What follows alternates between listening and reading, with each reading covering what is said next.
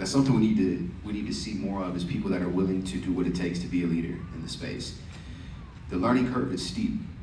Okay, it takes a lot to get very comfortable in this space. It takes a lot, and then each level you get to, there's another level, right? I had to learn the basics to know how to mint an NFT on OpenSea, but then I found out about Manifold, and I can make my own smart contract. So now I do that with my NFTs. So I actually own the smart contract, and I'm not using a custodial contract, which is with Rarible, with OpenSea. They let you kind of rent a contract to sell your NFTs, but they take a percentage off. So. Not being afraid to step up and be a leader, to speak out. I know for me, I saw a transformation in my learning curve when I started hosting Twitter Spaces. Okay, so for anybody that doesn't know, y'all might have the app Twitter on your phone.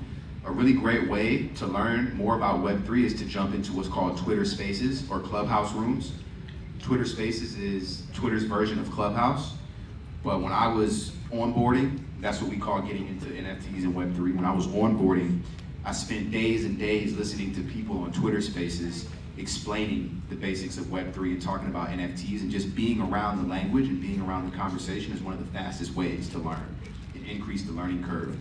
Another thing is just purely wanting to seek information relentlessly, right? I think that's something that in our community, we have to get hungrier for knowledge and education, and hungrier to transform things, even if it's boring.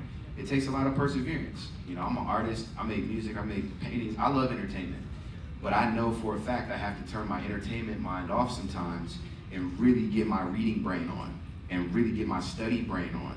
And it feels like I'm back in school sometimes.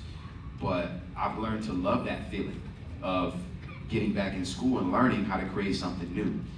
But I think that perseverance and that wanting to be a leader, and then also just getting to a place where you want to create something so much that you're not going to quit no matter how hard it gets, because it will get challenging. But find out what gets you so excited that you want to learn how to create that, and then just keep digging for information. Another good website I like to look at is NFT Now.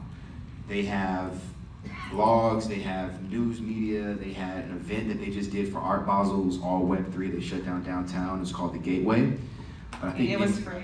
And it was free. Yeah, it was a great event. But I think NFT Now is another great resource to just tap into on a regular daily basis.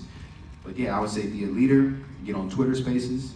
Look at NFT specific blogs, Violetverse as well, Mushi as well. Tap into those Web3 specific information sources, and then just get excited about something and get around people who want to help you learn, because the people in the community are the ones that help me in Web3 the most. I want to tackle something quick. Hold that question.